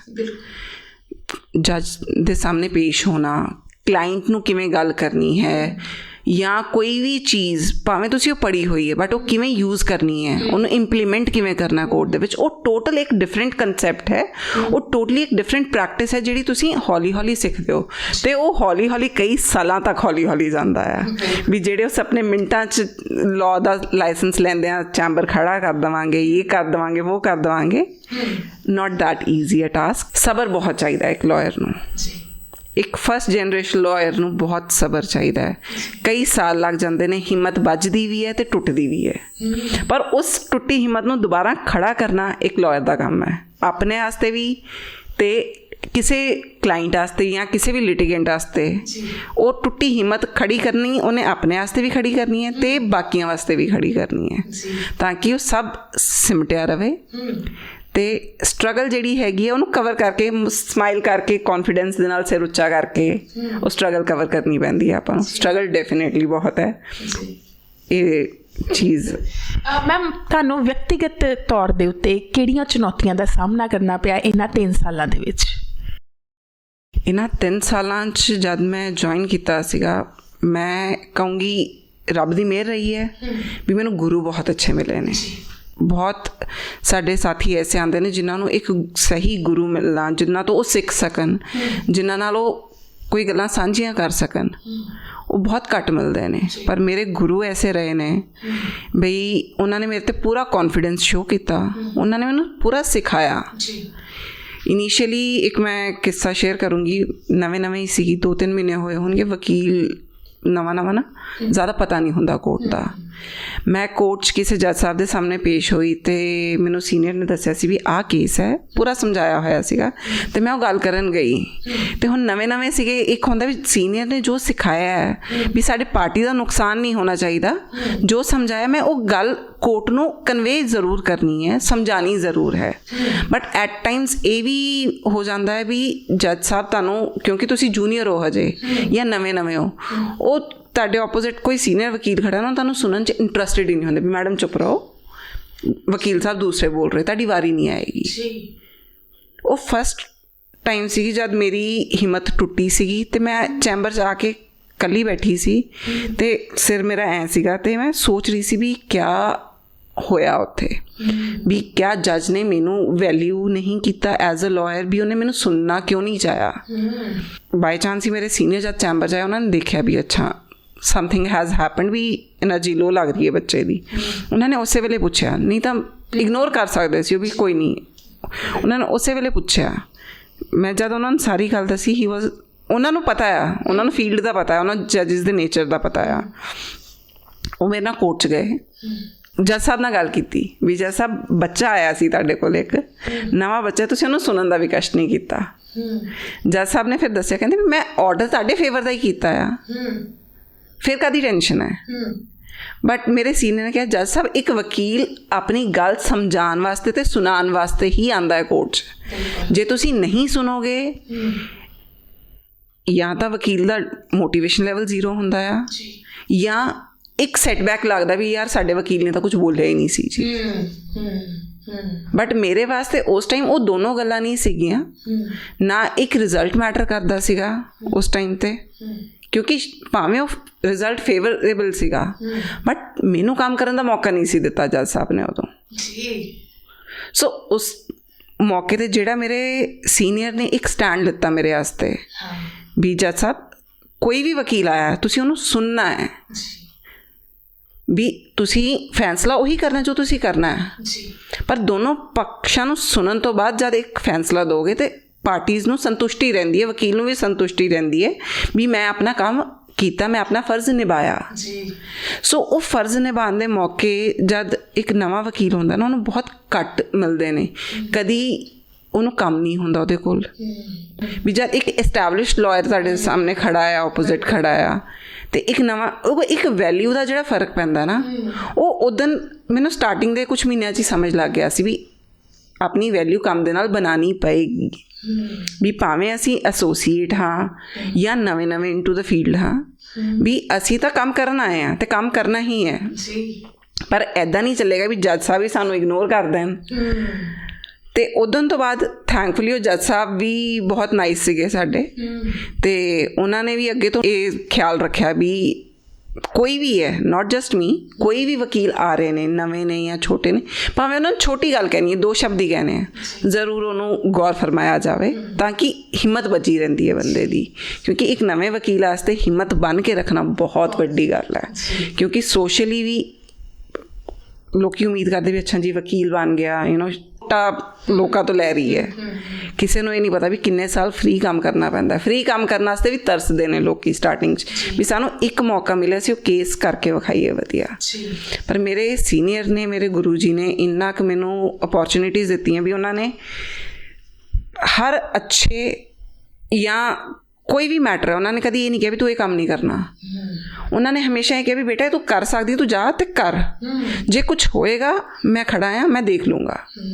ਸੋ ਉਹ ਹਿੰਮਤ ਜਿਹੜੀ ਉਹਨਾਂ ਨੇ ਮੈਨੂੰ ਦਿੱਤੀ, ਸਾਡੇ ਕੋਲ ਜਦ ਹੋਰ ਸਾਡੇ ਨਾਲ ਟੀਮ ਵੱਧਦੀ ਹੈ ਸਾਡੀ ਇੱਕ ਲਾਇਰਸ ਦੀ, ਤੇ ਅਸੀਂ ਉਹੀ ਹਿੰਮਤ ਅੱਗੇ ਪਾਸ ਔਨ ਕਰਦੇ ਹਾਂ। ਬਿਲਕੁਲ। ਤੇ ਇੱਕ ਗੁਰੂ ਲਾਇਰ ਹੋਵੇ ਬਹੁਤ ਵਧੀਆ ਗੱਲ ਹੈ, ਪਰ ਸਾਡੇ ਗਿਆਨ ਜਿਹੜਾ ਹੈਗਾ ਨਾ ਸਿਰਫ ਇੱਕ ਲਾਇਰ ਤੋਂ ਹੀ ਨਹੀਂ ਆਉਂਦਾ। ਜਿਹੜਾ ਸਾਡਾ ਕੋਰਟ ਸਟਾਫ ਹੈ ਜਾਂ ਸਾਡਾ ਆਪਣਾ ਵੀ ਸਟਾਫ ਹੁੰਦਾ, ਕਲਰਕ ਹੋ ਗਏ, ਮੁਨਸ਼ੀ ਹੋ ਗਏ, ਉਹਨਾਂ ਤੋਂ ਵੀ ਸਾਨੂੰ ਬਹੁਤ ਨੌਲੇਜ ਮਿਲਦੀ ਹੈ। ਇੱਕ ਲਾਇਰ ਨੂੰ ਆਲਵੇਜ਼ ਓਪਨ ਰਹਿਣਾ ਪਏਗਾ ਵੀ ਮੈਂ ਜਿੱਥੋਂ ਈਗੋ ਅਸੀਂ ਨਹੀਂ ਲੈ ਕੇ ਚੱਲ ਸਕਦੇ। ਯੈਸ, ਆਪਣੀ ਰਿਸਪੈਕਟ ਰੱਖੋ, ਪਰ ਇੱਕ ਇਨਸਾਨੀ ਤੌਰ 'ਤੇ ਵੀ ਈਗੋ ਨਹੀਂ ਹੋਣੀ ਚਾਹੀਦੀ। ਆਈ ਥਿੰਕ ਵੀ ਰਿਸਪੈਕਟਫੁਲੀ ਆਪਣਾ ਕੰਮ ਕਰੋ, ਰਿਸਪੈਕਟ ਦਿਓ ਅਤੇ ਰਿਸਪੈਕਟ ਲਓ ਵੀ। ਅਤੇ ਜਿੱਥੋਂ ਤੁਹਾਨੂੰ ਨੌਲੇਜ ਮਿਲ ਰਹੀ ਹੈ ਰਿਸਪੈਕਟਫੁਲੀ ਜ਼ਰੂਰ ਲਓ, ਕੋਈ ਹਰਜ਼ ਨਹੀਂ ਹੈ। ਭਾਵੇਂ ਉਹ ਨੌਲੇਜ ਤੁਹਾਨੂੰ ਜੱਜ ਤੋਂ ਆ ਰਹੀ ਹੈ, ਇੱਕ ਕੋਰਟ ਦੇ ਕਲਰਕ ਤੋਂ ਆ ਰਹੀ ਹੈ, ਉਹ ਕਿਤੋਂ ਆ ਰਹੀ ਹੈ, ਤੁਹਾਨੂੰ ਨੌਲੇਜ ਲੈਣ ਵਾਸਤੇ ਓਪਨ ਰਹਿਣਾ ਪਏਗਾ। ਬਿਕੋਜ਼ ਸਮਾਂ ਕਾਫੀ ਹੋ ਗਿਆ ਫੀਲਡ ਦੇ ਵਿੱਚ, ਪਰ ਹਜੇ ਵੀ ਮੈਨੂੰ ਬਹੁਤ ਲੋੜ ਹੈਗੀ ਹੈ ਨੌਲੇਜ ਦੀ, ਜਿਹੜੀਆਂ ਅਸੀਂ ਰੂਟੀਨ 'ਚ ਸਾਨੂੰ ਪੜ੍ਹਦੇ ਰਹਿਣਾ ਪੈਂਦਾ ਵੀ ਅਸੀਂ ਨੌਲੇਜ ਲਾਜ਼ ਅਪਡੇਟ ਹੋ ਰਹੇ ਨੇ, ਸਭ ਕੁਛ ਅਪਡੇਟ ਹੋ ਰਿਹਾ, ਉਹ ਲਈਏ। ਕੋਈ ਨਵੀਂ ਪ੍ਰੋਬਲਮ ਨਿਕਲ ਕੇ ਆ ਗਈ ਹੈ, ਉਹਦਾ ਸਲਿਊਸ਼ਨ ਲੱਭੀਏ ਲਾਅ ਦੇ ਵਿੱਚ। ਅਤੇ ਇਹ ਮੇਰੇ ਗੁਰੂ ਵੀ ਅੱਜ ਕਰਦੇ ਨੇ। ਅੱਜ ਵੀ ਕੋਈ ਵੀ ਜਿੰਨਾ ਮਰਜ਼ੀ ਪੁਰਾਣਾ ਲਾਇਰ ਹੋ ਜਾਵੇ, ਉਹਨਾਂ ਨੂੰ ਵੀ ਪੜ੍ਹਾਈ ਆਪਣੀ ਕੰਟੀਨਿਊ ਰੱਖਣੀ ਪੈਂਦੀ ਹੈ। ਇੱਕ ਡਾਕਟਰ ਦੀ ਪੜ੍ਹਾਈ, ਇੱਕ ਲਾਇਰ ਦੀ ਪੜ੍ਹਾਈ, ਇਹ ਕੰਟੀਨਿਊਡ ਰਹਿੰਦੀਆਂ ਨੇ, ਕਿਉਂਕਿ ਸਿਨੈਰੀਓਜ਼ ਅਤੇ ਬਿਮਾਰੀਆਂ, ਮੈਂ ਹੀ ਕਹਿੰਦੀ ਹਾਂ ਵੀ ਇੱਕ ਸਮਾਜ ਦਾ ਡਾਕਟਰ ਵਕੀਲ ਹੈ ਤੇ ਇੱਕ ਸਰੀਰ ਦਾ ਡਾਕਟਰ। ਬਿਲਕੁਲ, ਬਹੁਤ ਸਹੀ ਗੱਲ। ਵਾਕਈ ਦੋਸਤੋ, ਕਿਸੇ ਵੀ ਪ੍ਰੋਫੈਸ਼ਨ ਦੇ ਵਿੱਚ ਆਪਣੇ ਪੈਰ ਜਮਾਉਣ ਦੇ ਵਿੱਚ ਬਹੁਤ ਸਮਾਂ ਲੱਗਦਾ ਹੈ। ਅਸੀਂ ਕਾਲੇ ਕੋਟ ਪਾਏ ਵਕੀਲ ਤਾਂ ਦੇਖ ਲੈਂਦੇ ਹਾਂ, ਅਸੀਂ ਇਹ ਵੀ ਕਹਿ ਦਿੰਦੇ ਵਾਹ ਕਿੰਨੀ ਟੋਰ ਆ, ਇਹਨਾਂ ਨੇ ਤਾਂ ਕੋਰਟ 'ਚ ਜਾ ਕੇ ਬੋਲਣਾ ਹੀ ਹੁੰਦਾ ਹੈ। ਪਰ ਆਪਣੀ ਥਾਂ ਬਣਾਉਣ ਦੇ ਲਈ ਤੇ ਜੱਜ ਦੇ ਸਾਹਮਣੇ ਆਪਣੀ ਗੱਲ ਰੱਖਣ ਦੇ ਪਿੱਛੇ ਜੋ ਸੰਘਰਸ਼ ਹੈ, ਉਹ ਮੋਟਾ ਮੈਡਮ ਨੇ ਦੱਸਿਆ ਹੈ। ਮੈਡਮ, ਫਿਰ 3 ਸਾਲਾਂ ਦੇ ਵਿੱਚ ਤੁਸੀਂ ਕਿਸ ਤਰੀਕੇ ਦੇ ਨਾਲ ਕੰਮ ਕੀਤਾ ਕਿ ਤੁਸੀਂ ਜੁਆਇੰਟ ਸੈਕਟਰੀ ਬਣ ਗਏ ਬਾਰ ਐਸੋਸੀਏਸ਼ਨ ਦੇ? 3 ਸਾਲਾਂ ਦੇ ਵਿੱਚ ਆਪਣੇ ਆਪ ਨੂੰ ਕਿਵੇਂ ਪੋਲਿਸ਼ ਕੀਤਾ, ਕਿਵੇਂ ਆਪਣੇ ਪੈਰ ਜਮਾਏ ਕਿ ਲੋਕਾਂ ਨੇ ਤੁਹਾਨੂੰ ਵੋਟ ਪਾਈ? ਐਕਚੁਅਲੀ ਲਾਇਰ ਫਰੈਟਰਨਿਟੀ ਜਿਹੜੀ ਸਾਡੀ ਹੈਗੀ ਹੈ ਨਾ, ਬਹੁਤ ਸਿਆਣੀ ਹੈ, ਮੈਂ ਕਹੂੰਗੀ ਬਹੁਤ ਸਿਆਣੀ ਹੈ। ਆਮ ਵੋਟਿੰਗ ਜਿਹੜੀ ਹੁੰਦੀ ਹੈ ਨਾ, ਉਹ ਸਟ੍ਰੈਟੇਜੀਜ਼ ਹੋਰ ਨੇ। ਲਾਇਰਸ ਜਦ ਆਪਣਾ ਇੱਕ ਰਿਪਰੈਜ਼ੈਂਟੇਟਿਵ ਚੁਣਦੇ ਨੇ ਵੀ ਉਹ ਜਿਹਨੂੰ ਕੋਈ ਵੀ ਪਦ ਦੇ ਰਹੇ ਨੇ, ਉਹ ਦੇਖਦੇ ਵੀ ਉਹ ਕਿਆ ਉਸ ਯੋਗ ਹੈ, ਐਕਚੁਅਲੀ ਯੋਗ ਹੈ, ਕਿਉਂਕਿ ਡਿਗਰੀ ਤਾਂ ਸਾਰਿਆਂ ਕੋਲ ਹੀ ਹੈ, ਲਾਅ ਦੀ ਡਿਗਰੀ ਹਰ ਇੱਕ ਕੋਲ ਹੈ। ਕਿਆ ਅਸੀਂ ਇੱਕ ਸਹੀ ਰਿਪਰੈਜ਼ੈਂਟੇਸ਼ਨ ਦੇ ਸਕਦੇ ਹਾਂ? ਉਹਨਾਂ ਨੇ ਇਹ ਦੇਖਣਾ ਵੀ ਬੰਦਾ ਹਾਰਡ ਵਰਕਿੰਗ ਹੋਵੇ, ਬੰਦੇ ਕੋਲ ਨੌਲੇਜ ਹੋਵੇ, ਬੰਦੇ 'ਚ ਕੌਨਫੀਡੈਂਸ ਹੋਵੇ, ਕੰਮ ਕਰਵਾਉਣਾ ਜੇ ਹੈ ਤੇ ਉਹਦੇ ਵਾਸਤੇ ਲੀਡਰਸ਼ਿਪ ਕੁਆਲਿਟੀ ਵੀ ਚਾਹੀਦੀ ਹੈ। 3 ਸਾਲਾਂ ਦੇ ਵਿੱਚ ਆਪਣੇ ਜਿੰਨਾ ਵੀ ਮੈਂ ਕੰਮ ਕੀਤਾ ਹੈ, ਕੋਸ਼ਿਸ਼ ਇਹ ਰਹੀ ਹੈ ਵੀ ਕਦੀ ਵੀ ਕਿਸੇ ਨਾਲ ਬਹਿਸਬਾਜ਼ੀ ਨਾ ਕੀਤੀ ਜਾਵੇ ਅਨਨੈਸੈਸਰੀ। ਇੱਕ ਪ੍ਰੋਪਰ ਤਰੀਕੇ ਨਾਲ, ਢੰਗ ਤਰੀਕੇ ਨਾਲ, ਸਾਰੇ ਸਿਸਟਮ ਦੇ ਨਾਲ ਕੰਮ ਕੀਤਾ ਜਾਵੇ। ਬਹੁਤ ਧੰਨਵਾਦੀ ਹਾਂ ਆਪਣੀ ਫਰੈਟਰਨਿਟੀ ਦਾ ਵੀ, ਜਿਨ੍ਹਾਂ ਨੇ ਇੰਨਾ ਵਿਸ਼ਵਾਸ ਮੇਰੇ 'ਤੇ ਦਿਖਾਇਆ ਵੀ ਉਹਨਾਂ ਨੇ ਮੈਨੂੰ ਐਡੀ ਇੰਪੋਰਟੈਂਟ ਡੈਜ਼ਿਗਨੇਸ਼ਨ ਮੈਨੂੰ ਦਿੱਤੀ। ਮੇਰਾ ਕੋਈ ਪਲਾਨ ਨਹੀਂ ਸੀਗਾ ਵੀ ਮੈਂ ਇਸ ਪੋਸਟ ਵਾਸਤੇ ਕੰਟੈਸਟ ਕਰੂੰਗੀ, ਪਰ ਮੇਰੇ ਸਾਥੀਆਂ ਨੇ ਮੈਨੂੰ ਦੱਸਿਆ ਵੀ ਹਾਂਜੀ ਤੁਸੀਂ ਕਰਨਾ ਚਾਹੀਦਾ, ਤੁਹਾਨੂੰ ਯੂ ਡਿਜ਼ਰਵ ਦਿਸ, ਤੁਸੀਂ ਕਰ ਲਓਗੇ। ਜਦ ਉਹਨਾਂ ਤੋਂ ਉਹ ਮੋਟੀਵੇਸ਼ਨ ਆਈ ਤੇ ਫਿਰ ਡੈਫੀਨੇਟਲੀ ਕਹਿੰਦੇ ਨਾ, ਤੁਹਾਨੂੰ ਅਪੋਰਚੁਨਿਟੀ ਮਿਲ ਰਹੀ ਹੈ, ਇੱਕ ਤਾਂ ਅਪੋਰਚੁਨਿਟੀ ਨੂੰ ਸਹੀ ਟਾਈਮ 'ਤੇ ਲਓ, ਫਿਰ hard work definitely has to be there. ਕਿਉਂਕਿ ਜੇ ਆਪਾਂ ਮਿਹਨਤ ਨਹੀਂ ਕਰਾਂਗੇ, ਅਪੋਰਚੁਨਿਟੀ ਮਿਲ ਗਈ, ਮਿਹਨਤ ਕੀਤੀ ਨਹੀਂ, ਤੇ ਉਹ ਬਰਬਾਦ ਹੋ ਜਾਂਦਾ ਹੈ ਕੰਮ। ਸੋ ਅਪੋਰਚੁਨਿਟੀ ਮਿਲੀ, ਮਿਹਨਤ ਕੀਤੀ, ਲੋਕਾਂ ਨੇ ਸਾਥ ਦਿੱਤਾ, ਅਤੇ ਇਲੈਕਸ਼ਨਾਂ ਦੇ ਦੌਰਾਨ ਮੈਨੂੰ ਇਹ ਸਮਝ ਆਇਆ ਵੀ ਮੇਰੇ 'ਤੇ ਐਕਚੁਅਲੀ ਕਿੰਨਿਆਂ ਦੀ ਬਲੈਸਿੰਗਸ ਨੇ। ਮੈਂ ਕੈਜੂਅਲ ਅਪਰੋਚ ਦੇ ਨਾਲ ਚੱਲੀ ਵੀ ਜਿਵੇਂ ਮੈਂ ਆਮ ਕੋਰਟ 'ਚ ਰਹਿੰਦੀ ਹਾਂ, ਮੈਨੂੰ ਜਿਹੜੀ ਦਿੱਕਤ ਆਈ ਮੈਂ ਉਹ ਕਿਵੇਂ ਡੀਲ ਕੀਤੀ। ਜੇ ਮੈਂ ਆਪਣੀਆਂ ਦਿੱਕਤਾਂ ਡੀਲ ਨਹੀਂ ਕੀਤੀਆਂ ਹੁੰਦੀਆਂ, ਲੋਕਾਂ ਨੂੰ ਕਾਬਲੀਅਤ ਨਹੀਂ ਦਿਖਦੀ। ਜੇ ਕੁਝ ਕਿਸੇ ਦੇ ਨਾਲ ਗਲਤ ਹੋਇਆ, ਤੁਹਾਨੂੰ ਉੱਥੇ ਸਟੈਂਡ ਲੈਣਾ ਪਏਗਾ। ਮੈਂ ਕਹਿੰਦੀ ਹਾਂ ਸਹੀ ਤੁਸੀਂ ਕਰ ਪਾ ਰਹੇ ਹੋ, ਨਹੀਂ ਕਰ ਪਾ ਰਹੇ ਹੋ, ਉਹ ਇੱਕ ਅਲੱਗ ਪਹਿਲੂ ਹੈ ਜ਼ਿੰਦਗੀ ਦਾ, ਪਰ ਗਲਤ ਨੂੰ ਜ਼ਰੂਰ ਰੋਕਣਾ ਹੈ। ਜਿੱਥੇ ਮੈਂ ਕਿਸੇ ਨਾਲ ਗਲਤ ਹੁੰਦਾ ਦੇਖਿਆ, ਉੱਥੇ ਮੈਂ ਰੋਕਿਆ। ਮੇਰੀ ਕੋਸ਼ਿਸ਼ ਇਹ ਰਹੀ ਵੀ ਜੇ ਕੋਈ ਗਲਤ ਹੋ ਰਿਹਾ ਹੈ, ਉਹਦਾ ਹਿੱਸਾ ਨਾ ਬਣਿਆ ਜਾਵੇ ਅਤੇ ਉੱਥੇ ਦੱਸਿਆ ਜਾਵੇ ਵੀ ਇਹ ਗਲਤ ਹੋ ਰਿਹਾ ਹੈ। ਅਤੇ ਅੱਜ ਉਹੀ ਲੋਕੀ ਨੇ ਜਿਨ੍ਹਾਂ ਦੇ ਨਾਲ ਮੈਂ ਕਦੀ ਜਿਨ੍ਹਾਂ ਦੇ ਸਾਹਮਣੇ ਕਦੀ ਇਹ ਰੱਖਿਆ ਵੀ ਹਾਂਜੀ ਇਹ ਗਲਤ ਹੋ ਰਿਹਾ, ਆਪਾਂ ਇਹਨੂੰ ਰੋਕੀਏ, ਭਾਵੇਂ ਉਹ ਉਸ ਟਾਈਮ ਮੇਰੇ ਨਾਲ ਨਾਰਾਜ਼ ਹੋਏ ਜਾਂ ਗੁੱਸੇ ਹੋਏ, ਪਰ ਉਹਨਾਂ ਨੇ ਮੇਰਾ ਨਜ਼ਰੀਆ ਸਮਝਿਆ। ਇੱਕ ਨਜ਼ਰੀਆ ਉਹਨਾਂ ਦਾ ਸੀ, ਇੱਕ ਮੇਰਾ ਸੀ। ਉਹ ਗਲਤ ਸੀ ਜਾਂ ਨਹੀਂ ਸੀ ਉਹ ਅਲੱਗ ਪਹਿਲੂ ਹੋ ਗਿਆ ਫਿਰ ਤੋਂ, ਪਰ ਮੈਨੂੰ ਲੱਗਾ ਵੀ ਉਹ ਗਲਤ ਹੈ ਤੇ ਮੈਂ ਉਹਦੇ ਖਿਲਾਫ ਆਵਾਜ਼ ਚੱਕੀ ਸੀ। ਸੋ ਉਹ ਆਵਾਜ਼ ਤੁਹਾਡੀ ਜਦ ਸਟਰੋਂਗਲੀ ਤੁਸੀਂ ਚੱਕਦੇ ਹੋ ਕਿਸੇ ਗਲਤ ਦੇ ਖਿਲਾਫ, ਉਹ ਆਪਣੇ ਆਪ ਵਿੱਚ ਇੱਕ ਤੁਹਾਡੀ ਆਇਡੈਂਟੀਟੀ ਬਣਾਉਂਦੀ ਹੈ।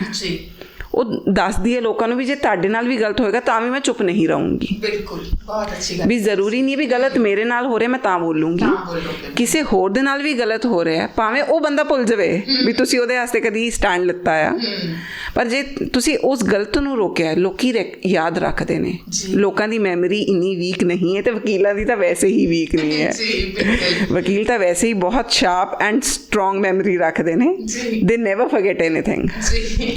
ਅੱਛਾ, ਇੱਕ ਚੀਜ਼ ਪੁੱਛਣਾ ਚਾਹਾਂਗੇ ਕਿ ਕੋਰਟ ਦੇ ਵਿੱਚ ਤੁਸੀਂ ਕੇਸ ਲੜਦੇ ਹੋ ਤੇ ਜ਼ਿਆਦਾਤਰ ਕੇਸ ਜਿਹੜੇ ਆ ਕਿਉਂਕਿ ਲੜਾਈ ਝਗੜੇ ਦੇ ਹੀ ਹੁੰਦੇ ਆ, ਜਦੋਂ ਇਨਸਾਨ ਅੱਕਿਆ ਥੱਕਿਆ ਹੁੰਦਾ ਹੈ ਤਾਂ ਹੀ ਆਉਂਦਾ ਹੈ ਕੋਰਟ ਵਿੱਚ। ਕਦੇ ਡਿਵੋਰਸ ਦੇ ਕੇਸ, ਕਿਤੇ ਧੋਖਾ ਹੋ ਗਿਆ, ਕਿਤੇ ਕਿਸੇ ਨੇ ਲੁੱਟ ਲਿਆ, ਕਿਸੇ ਨੇ ਅਪਰਾਧ ਕਰ ਲਿਆ। ਜਦੋਂ ਇਹ ਸਾਰੀਆਂ ਚੀਜ਼ਾਂ ਤੁਸੀਂ ਰੋਜ਼ਮर्रा ਦੇਖਦੇ ਹੋ, ਸੁਣਦੇ ਹੋ, ਕਿਤੇ ਨਾ ਕਿਤੇ ਰਿਸ਼ਤਿਆਂ ਉੱਤੇ ਵਿਸ਼ਵਾਸ ਉੱਠਦਾ ਹੈ ਜਾਂ ਖੁਦ ਪਰੇਸ਼ਾਨ ਹੋ ਜਾਂਦੇ ਹੋ।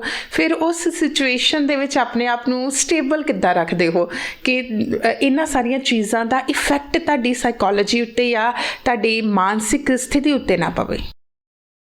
ਇਹ ਐਕਚੁਅਲੀ ਬਹੁਤ ਵਧੀਆ ਕੁਐਸਚਨ ਤੁਸੀਂ ਕੀਤਾ, ਕਿਉਂਕਿ ਜਦ ਇੱਕ ਨਾ ਵਕੀਲ ਸਮਾਜ ਦੀ ਬੁਰਾਈ ਦੀ ਡੂੰਘਾਈ 'ਚ ਬੈਠਾ ਹੁੰਦਾ ਹੈ, ਕਿਉਂਕਿ ਜਿਹਨੂੰ ਵੀ ਕੋਈ ਦੁੱਖ ਤਕਲੀਫ ਦਰਦ ਜਾਂ ਕਿਸੇ ਨਾਲ ਕੋਈ ਬੁਰਾ ਹੋਇਆ ਜਾਂ ਕਿਸੇ ਨੇ ਕੁਝ ਬੁਰਾ ਕੀਤਾ ਕਿਸੇ ਦੇ ਨਾਲ, ਦੇਖੋ ਬੁਰਾ ਹੁੰਦਾ ਤਾਂ ਹੀ ਹੈ ਜੋ ਕੋਈ ਕਰਦਾ ਆ, ਤੇ ਇੱਕ ਵਕੀਲ ਨੇ ਦੋਨਾਂ ਧਿਰਾਂ ਦੇ ਨਾਲ ਹੀ ਕੰਮ ਕਰਨਾ ਹੈ।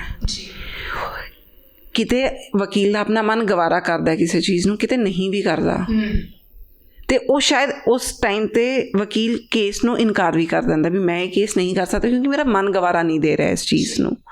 ਪਰ ਉਹਨਾਂ ਚੀਜ਼ਾਂ ਦਾ ਸਾਡੇ ਮਨਾਂ 'ਤੇ ਅਤੇ ਦਿਮਾਗ 'ਤੇ ਬਹੁਤ ਐਕਚੁਅਲੀ ਅਸਰ ਪੈਂਦਾ ਹੈ, ਅਤੇ ਸਾਨੂੰ ਇਹ ਦੇਖਣਾ ਪੈਂਦਾ ਵੀ ਅਸੀਂ ਇਹਨੂੰ ਬੈਲੈਂਸ ਕਿਵੇਂ ਕਰੀਏ।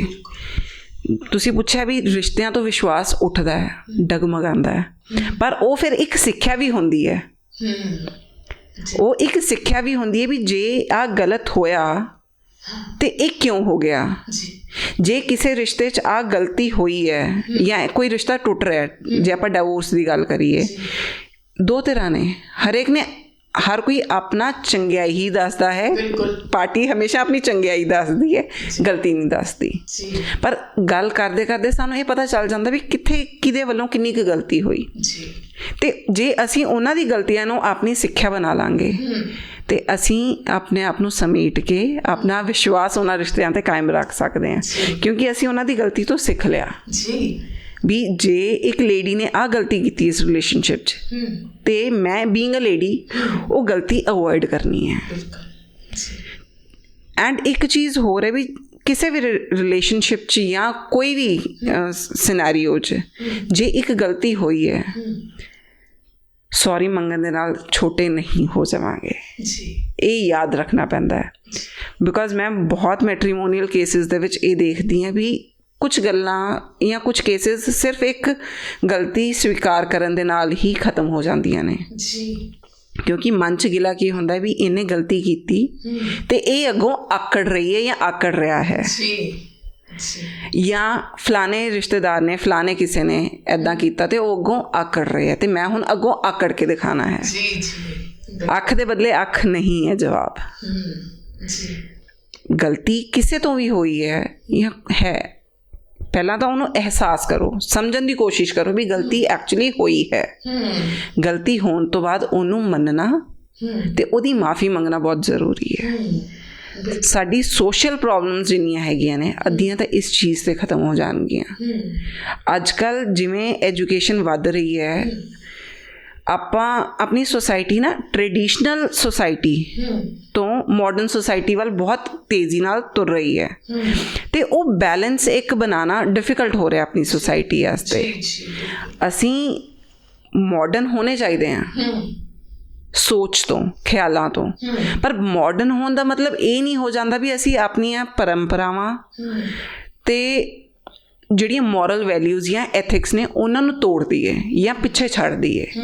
ਮਾਡਰਨ ਹੋਣ ਦਾ ਮਤਲਬ ਇਹ ਵੀ ਤੁਸੀਂ ਪੜ੍ਹੋ, ਪ੍ਰੋਗਰੈਸਿਵ ਰਹੋ, ਜਿਹੜੀਆਂ ਚੀਜ਼ਾਂ ਸਾਡੇ ਸਮਾਜ ਦੀਆਂ ਚੰਗੀਆਂ ਨੇ ਉਹਨਾਂ ਨੂੰ ਨਾਲ ਲੈ ਕੇ ਅੱਗੇ ਤੁਰੋ, ਜਿਹੜੀਆਂ ਕੁਪ੍ਰਥਾਵਾਂ ਨੇ ਉਹਨਾਂ ਨੂੰ ਛੱਡੋ ਜੀ।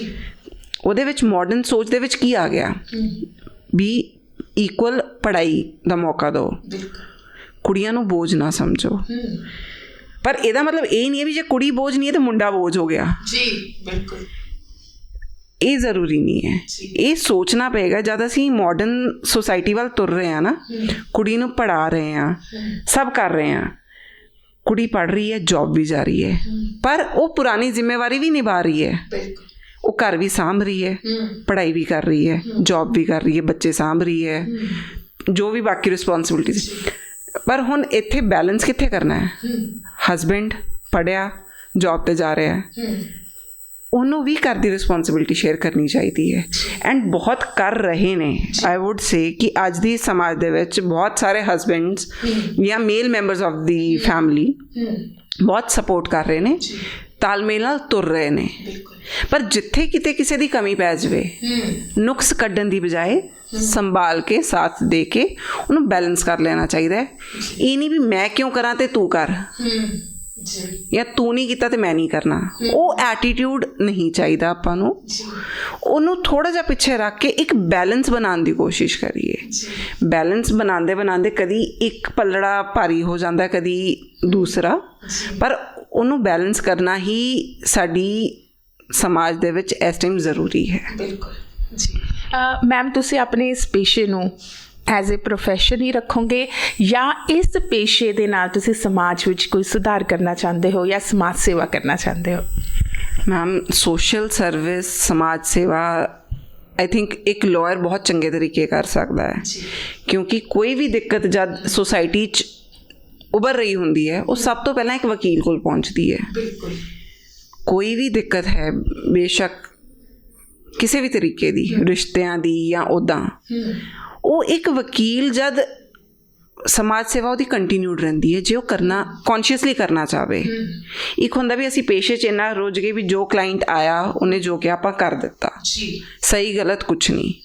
ਕਰਨਾ ਤਾਂ ਵਕੀਲ ਨੇ ਕਲਾਇੰਟ ਵਾਸਤੇ ਕੰਮ ਹੈ, ਜ਼ਰੂਰ ਹੈ, ਪਰ ਅਸੀਂ ਨਾਲ ਦੀ ਨਾਲ ਇੱਕ ਸਹੀ ਸੋਚ ਤੇ ਸਹੀ ਸਮਝ ਉਸ ਸਿਚੁਏਸ਼ਨ ਦੀ ਆਪਣੇ ਕਲਾਇੰਟ ਨੂੰ ਦੇ ਸਕਦੇ ਹਾਂ। ਮੇਰੀ ਕੋਸ਼ਿਸ਼ ਇਹ ਹੁੰਦੀ ਵੀ ਜਿਹੜੇ ਵੀ ਮੇਰੇ ਕੋਲ ਕਿਸੇ ਵੀ ਸਲਾਹ ਵਾਸਤੇ ਆ ਰਹੇ ਹੈ, ਕਿਸੇ ਕੰਮ ਵਾਸਤੇ ਆ ਰਹੇ ਹੈ, ਉਹਨਾਂ ਨੂੰ ਇੱਕ ਸਹੀ ਨੌਲੇਜ ਦਿੱਤੀ ਜਾਵੇ। ਬੇਸ਼ੱਕ ਮੈਨੂੰ ਉਹਦਾ ਰਿਵਰਟ ਬੈਕ ਨਾ ਮਿਲੇ, ਮੈਨੂੰ ਉਹਦੀ ਫੀਸ ਨਾ ਮਿਲੇ, ਸ਼ਾਇਦ ਐਟ ਟਾਈਮਸ ਉਹ ਕਲਾਇੰਟ ਨੂੰ ਇਹ ਵੀ ਹੋ ਜਾਂਦਾ ਵੀ ਯਾਰ ਇਹ ਤਾਂ ਇੱਕ ਦੂਸਰੀ ਸੋਚ ਰੱਖ ਰਹੇ ਨੇ। ਐਟ ਟਾਈਮਸ ਇਹ ਵੀ ਹੁੰਦਾ ਹੈ ਜੇ ਅਸੀਂ ਵਕੀਲ ਹੋਣ ਦੇ ਨਾਤੇ ਕਲਾਇੰਟ ਨੂੰ ਕਹਿ ਦਈਏ ਨਾ ਵੀ ਯਾਰ ਕੰਮ ਤੇਰਾ ਹੋ ਜਾਏਗਾ, ਪਰ ਇੱਦਾਂ ਨਹੀਂ, ਆਹ ਚੀਜ਼ ਦੇਖ, ਆਹ ਸਹੀ ਆ, ਗਲਤ ਹੈ, ਤੂੰ ਇੱਥੇ ਗਲਤ ਹੈ, ਉਹ ਕਲਾਇੰਟ ਸੁਣ ਕੇ ਰਾਜ਼ੀ ਨਹੀਂ ਹੁੰਦੇ ਕਈ। ਬਟ ਫਿਰ ਵੀ ਉਹ ਦੇਖੋ, ਕੰਮ ਤਾਂ ਜਿਹੜਾ ਤੁਹਾਡੇ ਕਰਮਾਂ 'ਚ ਹੈ ਉਹ ਤੁਸੀਂ ਕਰ ਹੀ ਲੈਣਾ ਆ। ਜਿਹੜਾ ਕੰਮ ਤੁਹਾਡੇ ਕਰਮਾਂ 'ਚ ਉਹ ਤੁਸੀਂ ਕਰ ਲਓਗੇ। ਪਰ ਜੇ ਅੱਜ ਇੱਕ ਅੱਛੀ ਸੋਚ ਤੁਸੀਂ ਕਿਸੇ ਨੂੰ ਦੇਤੀ ਨਾ, ਉਹਦੇ ਦਿਮਾਗ 'ਚੋਂ 1% ਆ ਵੀ ਗਈ, ਉਹ ਕਿਤੇ ਨਾ ਕਿਤੇ ਜਾ ਕੇ ਉਹਦੇ ਦਿਮਾਗ 'ਚ ਘੁੰਮੇਗੀ। ਉਹ ਇੱਕ ਬਦਲਾਵ ਲਿਆਉਣ ਦੀ ਕੋਸ਼ਿਸ਼ ਕਰਦੀ ਹੈ, ਕਿਉਂਕਿ ਇੱਕ ਸੋਚ ਤੁਸੀਂ ਅੱਜ ਅੱਛੀ ਇੱਥੋਂ ਤੋੜ ਦਿੱਤੀ ਵੀ ਇਸ ਤੇਰੀ ਤਕਲੀਫ ਦਾ ਦੂਜਾ ਪਹਿਲੂ ਇਹ ਵੀ ਹੈ, ਜਾਂ ਇਹਨੂੰ ਸੁਲਝਾਉਣ ਦਾ ਕਚਹਿਰੀ ਤੋਂ ਬਾਅਦ ਦਾ ਤਰੀਕਾ ਇਹ ਵੀ ਹੈ। ਹੁਣ ਕਚਹਿਰੀ ਤੋਂ ਬਾਹਰ ਤੋਰਦੇ ਹਾਂ ਇੱਕ ਵਕੀਲ ਨੂੰ ਦੁੱਖ ਬਹੁਤ ਹੁੰਦਾ ਹੈ ਕਿਉਂਕਿ ਕੇਸ ਗਿਆ, ਅਰਨਿੰਗ ਗਈ, ਸਭ ਗਿਆ, ਬਟ ਇੱਕ ਸੈਟਿਸਫੈਕਸ਼ਨ ਵੀ ਆਉਂਦੀ ਹੈ ਮੈਨੂੰ ਵੀ ਕਿਤੇ ਨਾ ਕਿਤੇ ਜਾ ਕੇ ਉਹ ਸੋਚ ਨੇ ਕੁਛ ਕਿਸੇ ਦਾ ਚੰਗਾ ਕਰ ਦੇਗੀ। ਇਹ ਉਮੀਦ ਅਸੀਂ ਕਰ ਸਕਦੇ ਹਾਂ। ਸੋ ਉਹ ਉਮੀਦ ਤੇ ਸੋਸ਼ਲ ਸਰਵਿਸ ਦੀ ਜਿੱਥੇ ਤੱਕ ਗੱਲ ਹੈ, ਮੈਂ ਕਾਫੀ ਐਕਟਿਵ ਰਹੀ ਹਾਂ। ਹਾਂਜੀ, ਕੋਈ ਆਰਗੇਨਾਈਜੇਸ਼ਨ ਜਾਂ ਕੋਈ ਬਹੁਤ ਵੱਡੇ ਮੈਂ ਪੋਰਟਰੇ ਨਹੀਂ ਕਰਨਾ ਚਾਹੁੰਦੀ ਵੀ ਇੱਦਾਂ ਆਹ ਕਰੀਦਾ ਜਾਂ ਉਹ ਕਰੀਦਾ, ਪਰ ਰੋਜ਼ਮर्रा 'ਚ ਨਾ ਛੋਟੇ ਛੋਟੇ ਜੈਸਚਰਸ ਹੁੰਦੇ ਹੈ ਆਪਣੇ ਜਾਣ ਪਹਿਚਾਣ ਵਾਲਿਆਂ ਵਾਸਤੇ ਜਾਂ ਅਣਜਾਣ ਲੋਕਾਂ ਵਾਸਤੇ, ਜਿਹੜੇ ਅਸੀਂ ਜਦ ਕਰਦੇ ਰਹੀਏ ਨਾ, ਉਹ ਬਸ ਰੱਬ ਨੂੰ ਯਾਦ ਰੱਖੋ ਤੇ ਇਹ ਸੋਚੋ ਵੀ ਮੈਂ ਕਿਸੇ ਦਾ ਭਲਾ ਕਰਕੇ ਜੇ ਇੱਕ ਦੁਆ ਰੱਬ ਦੇ ਘਰ 'ਚ ਲੈ ਲਈ ਤੇ ਉਹ ਬਹੁਤ ਵੱਡੀ ਚੀਜ਼ ਹੈ। ਤੇ ਦਿਖਾਵਾ ਕਰਨ ਦੇ ਨਾਲ ਕੁਛ ਨਹੀਂ ਹੋਏਗਾ। ਉਹ ਅਸੀਂ ਇੱਕ ਸੋਚ ਦਾ ਬਦਲਾਵ ਲੈ ਕੇ ਆਈਏ, ਪਲੱਸ ਜਿੱਥੇ ਕਿਸੇ ਨੂੰ ਅਸੀਂ ਜੈਨੂਇਨਲੀ ਕਰ ਸਕਦੇ ਹਾਂ। ਹਰ ਸੋਸ਼ਲ ਕਾਜ਼ ਦੀ ਸਰਵਿਸ ਕਰਕੇ ਨਾ, ਕੋਈ ਸਮਾਜ ਸੇਵਾ ਕਰਕੇ ਫੋਟੋ ਖਿੱਚ ਕੇ ਪਾਣਾ ਜ਼ਰੂਰੀ ਨਹੀਂ ਹੈ, ਕਿਉਂਕਿ ਉਹ ਤੁਸੀਂ ਆਪਣੀ ਚੰਗਿਆਈ ਦਾ ਨਹੀਂ ਦਿਖਾਵਾ ਕਰ ਰਹੇ ਹੋ, ਕਿਸੇ ਦੀ ਕਮੀ ਦਾ ਦਿਖਾਵਾ ਕਰ ਰਹੇ ਹੋ। ਜੀ ਵਾਕਈ ਹੀ ਬਹੁਤ ਉਹ ਤੁਸੀਂ ਉਸ ਬੰਦੇ ਨੂੰ ਜਿਹਨੂੰ ਲੋੜ ਹੈ ਤੁਸੀਂ ਉਹਦਾ ਇਸਤੇਮਾਲ ਕਰ ਰਹੇ ਹੋ ਤੇ ਉਹਦੀ ਕਮੀ ਦਾ ਇੱਕ ਦਿਖਾਵਾ ਕਰ ਰਹੇ ਹੋ ਸਮਾਜ, ਜੋ ਕਿ ਸ਼ਾਇਦ ਉਸ ਬੰਦੇ ਦੀ ਗਰਿਮਾ ਨੂੰ ਵੀ ਠੇਸ ਪਹੁੰਚਾ ਸਕਦਾ ਹੈ। ਉਹਨੂੰ ਜ਼ਰੂਰਤ ਹੈ ਤੁਹਾਡੀ ਮਦਦ ਦੀ, ਉਹ ਕਰੋ, ਪਰ ਉਹਦੇ ਜ਼ਮੀਰ ਨੂੰ ਕੁਰੇਦੋ ਨਾ। ਉਹਨਾਂ ਨੂੰ ਅੰਦਰੂਨੀ ਤੌਰ 'ਤੇ ਇਹ ਮਹਿਸੂਸ ਨਾ ਕਰਾਓ ਵੀ ਤੈਨੂੰ ਜ਼ਰੂਰਤ ਸੀਗੀ, ਮੈਂ ਮਦਦ ਕਰ ਰਿਹਾ, ਹੁਣ ਤੂੰ ਉਸ ਮਦਦ ਦਾ ਸਰਟੀਫਿਕੇਟ ਮੈਨੂੰ ਦੇ ਵੀ ਮੈਂ ਤੇਰੀ ਮਦਦ ਕੀਤੀ। ਉਹ ਚੀਜ਼ ਦੀ ਉਮੀਦ ਨਹੀਂ ਰੱਖਣੀ ਚਾਹੀਦੀ ਸਾਨੂੰ। ਬਾਕੀ ਰੱਬ ਬਹੁਤ ਵੱਡੀ ਚੀਜ਼ ਹੈ, ਜਿੱਥੇ ਸਾਨੂੰ ਤੋਰਨਗੇ, ਜਿੰਨੇ ਕੁ ਜੋਗਾ ਕਰਨਗੇ ਉਹਨਾਂ ਕੁ ਅਸੀਂ, ਮੇਰੀ ਕੋਸ਼ਿਸ਼ ਰਹਿੰਦੀ ਵੀ ਅਸੀਂ ਹਾਜ਼ਰ ਰਹੀਏ। ਰੱਬ ਦੇ ਦਾਚ ਅਸੀਂ ਵੀ ਮੂੰਹ ਦਿਖਾਣਾ ਜਾ ਕੇ ਕੱਲ੍ਹ ਨੂੰ ਵੀ ਜਿੰਨਾ ਕੁ ਹੋ ਸਕੇ ਹਰ ਕਿਸੇ ਨੂੰ ਮਦਦ ਕਰਦੇ ਰਹੋ, ਜਿੱਥੇ ਹੋ ਸਕੇ ਮਦਦ। ਹਰ ਇਨਸਾਨ ਨੂੰ ਮਦਦ ਦੀ ਲੋੜ ਪੈਂਦੀ ਵੀ ਹੈ। ਸਾਨੂੰ ਰੱਬ ਕਿਸੇ ਰੂਪ 'ਚ ਦੇ ਰਿਹਾ, ਅਸੀਂ ਅੱਗੇ ਕਿਸੇ ਰੂਪ 'ਚ ਵੀ ਜਾ ਕੇ ਕਰ ਸਕਦੇ ਹਾਂ। ਸੋ ਸੋਸ਼ਲ ਸਰਵਿਸ ਤਾਂ ਹਰ ਇਨਸਾਨ ਦਾ ਆਈ ਥਿੰਕ ਪਹਿਲਾ ਧਰਮ ਹੋਣਾ ਚਾਹੀਦਾ। ਜੀ ਮੈਡਮ ਵਾਕਈ ਤੁਸੀਂ ਬਹੁਤ ਖੂਬਸੂਰਤ ਗੱਲ ਕਹੀ ਹੈ। ਹੁਣ ਜਾਂਦੇ ਜਾਂਦੇ ਸਾਡੇ ਉਹਨਾਂ ਨੌਜਵਾਨਾਂ ਨੂੰ ਕੀ ਕਹਿਣਾ ਚਾਹੋਗੇ ਜੋ ਨੌਜਵਾਨ ਇਸ ਪ੍ਰੋਫੈਸ਼ਨ ਦੇ ਵਿੱਚ ਆਉਣਾ ਚਾਹੁੰਦੇ ਆ ਜਾਂ ਆ ਚੁੱਕੇ ਆ, ਕਿਸੇ ਵੀ ਪ੍ਰੋਫੈਸ਼ਨ ਦੇ ਵਿੱਚ ਜਾਣਾ ਚਾਹੁੰਦੇ ਆ ਤੇ ਚਾਹੁੰਦੇ ਆ ਕਿ ਘੱਟ ਸਮੇਂ ਵਿੱਚ ਅਸੀਂ ਆਪਣੀ ਵੱਖਰੀ ਪਹਿਚਾਣ ਬਣਾ ਲਈਏ, ਕਿਵੇਂ ਉਹ ਕੰਮ ਕਰਨ? ਕਿਸੇ ਵੀ ਪ੍ਰੋਫੈਸ਼ਨ 'ਚ ਸਪੈਸ਼ਲੀ ਇੱਕ ਵਕਾਲਤ ਦੇ ਵਿੱਚ ਜਦ ਅਸੀਂ ਆਉਂਦੇ ਹਾਂ, ਪੇਸ਼ੈਂਸ ਬਹੁਤ ਜ਼ਰੂਰੀ ਹੈ। ਇੱਕ ਸਾਨੂੰ ਪੜ੍ਹਾਇਆ ਜਾਂਦਾ ਜੈਸਟੇਸ਼ਨ ਪੀਰੀਅਡ, ਵੀ ਇੱਕ ਕੰਮ ਸ਼ੁਰੂ ਕਰਨ ਤੋਂ ਬਾਅਦ ਕਮਾਈ ਦਾ ਸਾਧਨ ਕਦ ਤੱਕ ਬਣੇਗਾ, ਉਹ ਹਰ ਪੇਸ਼ੇ 'ਚ ਵੱਖਰਾ ਵੱਖਰਾ ਹੈ।